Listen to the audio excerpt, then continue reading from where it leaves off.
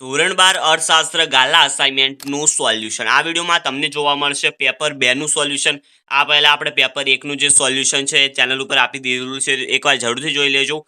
Channel subscribe કરી video like કરી દેજો અને બોર્ડ એક્ઝામ માટેનું જે બીજું મટીરિયલ બધું છે અર્થશાસ્ત્ર એને જોયું હોય તો એકવાર ચેનલની વિઝિટ જરૂરથી કરજો. ચાલો જલ્દીથી શરૂઆત કરીશું. વિભાગ એ સાથે વિકલ્પો જે છે, પહેલું તો છે આંકડાકીય માહિતીને પ્રોસેસ કરવા માટેનો પ્રોગ્રામ, તો એ આવશે એક્સેલ સીટ. ઓકે, એની પછી બીજું આપેલું નીચેનામાંથી શાના માટે આંકડા શાસ્ત્રનું જ્ઞાન જરૂરી બને છે, તો આલેખ દોરવા માટે. 2014માં વિશ્વમાં માનવ વિકાસ આંકની દ્રષ્ટિએ ભારતનો ક્રમ 130મો. કઈ સાલમાં સૌપ્રથમવાર માનવ વિકાસ આંક રજૂ કરવામાં આવ્યો? 1990માં. સી જવાબ આવશે. માંગમાં વૃદ્ધિ થવાને કારણે થતા ભાવ વધારાને કેવો ફુગાવો કહે છે? માંગ પ્રેરિત.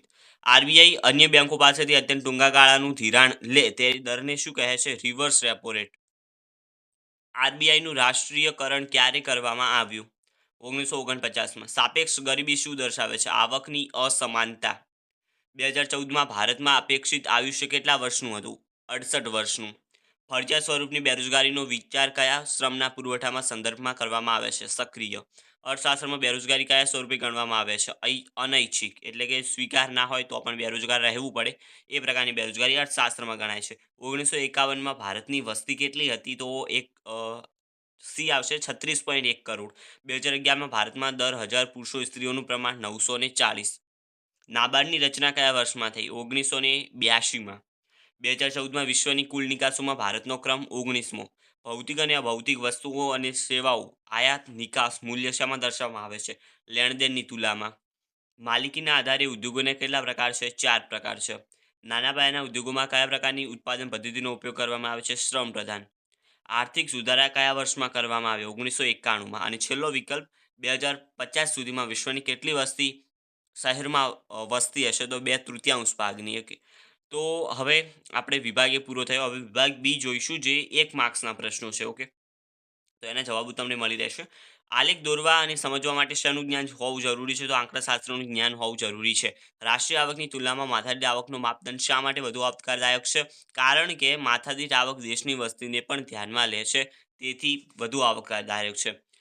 થાપણોના પ્રકારો જણાવો. તો થાપણોના 4 પ્રકાર છે: ચાલુ ખાતાની, બચત ખાતાની, રિકરિંગ ખાતાની અને લાંબા ગાળાની થાપણો.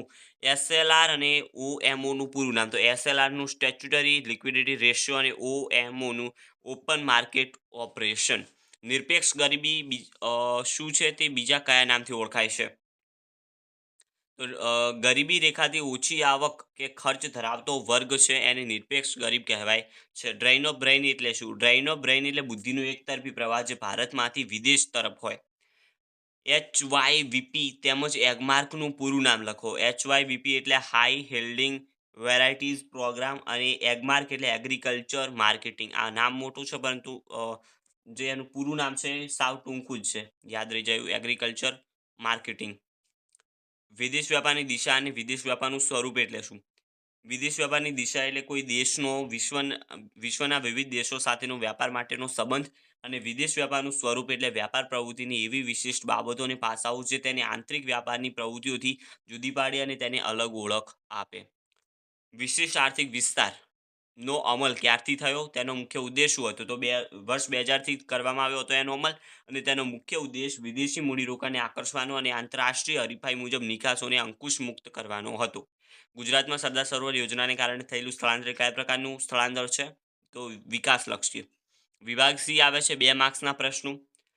એમાં તમે જોઈ શકો છો કયા પ્રશ્નો છે અને કયા પાઠમાંથી લેવામાં આવ્યા છે. હવે અહીંયા જે પ્રશ્નો આવશે એ તમારે તૈયાર કરી દેવાના છે, કારણ કે 2024ની બોર્ડ એક્ઝામમાં આમાંથી ઘણું બધું પૂછાતું હોય છે ઘણીવાર.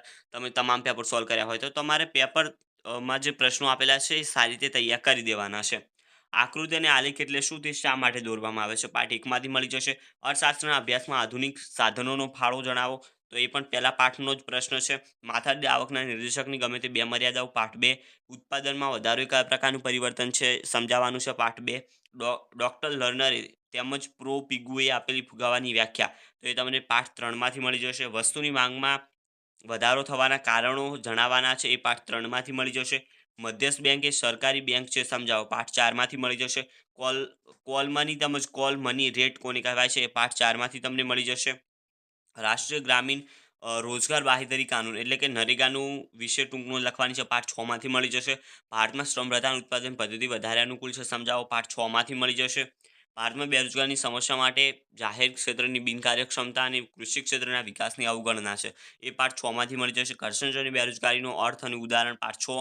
પ્રતિકૂળ વ્યાપાર તુલા અને અનુકૂળ વ્યાપાર તુલાનો અર્થ, પાઠ 9 માંથી મળી જશે. વ્યાપાર તુલા અને લેણદારની તુલાનો અર્થ, પાઠ 9. જાહેર નિગમો તેમજ ખાતાકીય ઉદ્યોગોના ઉદાહરણો પણ પાઠ 10 માંથી તમને મળી જશે. અને માનવ મૂડીરોકાણ એટલે શું, એ પણ પાઠ 10 માંથી મળી જશે. હવે વિભાગ ડી આવે છે. અ, જે 3 માર્ક્સના ક્વેશ્ચન હોય છે. આકૃતિ અને આલેખ વચ્ચેનો તફાવત, પાઠ 1 માંથી મળી જશે. ભારતમાં વર્તમાનમાં વૃદ્ધિ થઈ રહી છે અથવા વિકાસ થઈ રહ્યો છે અથવા બંને થઈ રહ્યા છે, તમારો જવાબ માટે કારણ આપવાનું છે. તો પાઠ 2 માંથી તમને મળી જશે. માનવ વિકાસ આંકનું મહત્વ અને મર્યાદાઓ જણાવવાની છે, પાઠ 2 માં મળી જશે. ગરીબીનો આધુનિક અભિગમ સમજાવો, પાઠ 3. પ્રસન્ન બેરોજગારની સંકલ્પના ઉદાહરણ સહિત સમજાવો, પાઠ 6. ભારતમાં નીચા મૃત્યુદરના કોઈપણ 3 કારણો, પાઠ 7. હરિયાળી ક્રાંતિ એટલે શું, તેના ઘટકો, પાઠ 8. લેણદેણ તુલામાં ચાલુ ખાતા અને મૂડી ખાતાનો તફાવત, પાઠ 9. ભારતમાં વિદેશ વ્યાપારની દિશામાં આવેલા ફેરફાર, પાઠ 9. મૂડીરોકાણના કદના આધારે ઉદ્યોગોના પ્રકારો સમજાવો, પાઠ 10 માંથી તમને મળી જશે. વિભાગ ઈ આપેલો છે, આ તો ચોક્કસથી તમે તૈયાર કરી દેજો પ્રશ્નો. 5 ગુણના પ્રશ્નો છે. પહેલું જ છે કે ફુગાવાની વ્યાખ્યા આપી, તેના લક્ષણો સમજાવવાના છે. ત્રીજા પાઠમાંથી મળી જશે. ગરીબી માટેના આર્થિક કારણો સમજાવવાના છે, એ પણ 5મા પાઠમાંથી તમને મળી જશે. પછી આપેલું છે મૃત્યુદરનો અર્થ આપી, નીચા મૃત્યુદરના કારણો, પાઠ 7 માંથી મળી જશે. ગુજરાતમાં જાતિ પ્રમાણની વિગતે ચર્ચા કરો, પાઠ 9, પાઠ 7 માંથી તમને મળી જશે. ભારતમાં કૃષિ ક્ષેત્રની ખેત ઉત્પાદકતા વધારવા માટેના સંસ્થાકીય સુધારાઓ ચર્ચા કરવાની છે, પાઠ 8 માંથી મળી જશે. ભારતમાં શિક્ષણની સ્થિતિ સવિસ્તર સમજાવો, પાઠ 11 માંથી તમને મળી જશે. એના નીચે હવે એક આલેખ પૂછાયેલો છે અને એની માહિતી તમે અહીં જોઈ શકો છો. તમારે આમાં રેખા આકૃતિ દોરવાની છે. તો આલેખ તો ફરજિયાત આવે જ છે ને, લખવાનો હોય છે, તો એકવાર તૈયાર સારી રીતે કરી દેજો. અને એનું વિશ્લેષણ પણ કરવાનું છે. ઘણા આકૃતિઓ દોરે છે પરંતુ વિશ્લેષણ કરતા નથી, એટલે અડધા માર્ક્સ 5માંથી કપાઈ જાય છે. પરંતુ વિશ્લેષણ સાથે તમારે કરવાનું રહેશે. મિત્રો, આ હતું પેપર નંબર 2 નું સોલ્યુશન. પેપર નંબર 1 નું સોલ્યુશન ઓલરેડી ચેનલ ઉપર છે, એકવાર જરૂરથી જોઈ લેજો. ચેનલ સબસ્ક્રાઇબ કરી દેજો, વિડીયો લાઇક કરી દેજો, તમારા મિત્રોને પણ શેર કરવા ન ભૂલતા. મળીશું નવા વિડીયોમાં, ત્યાં સુધી ગુડ બાય.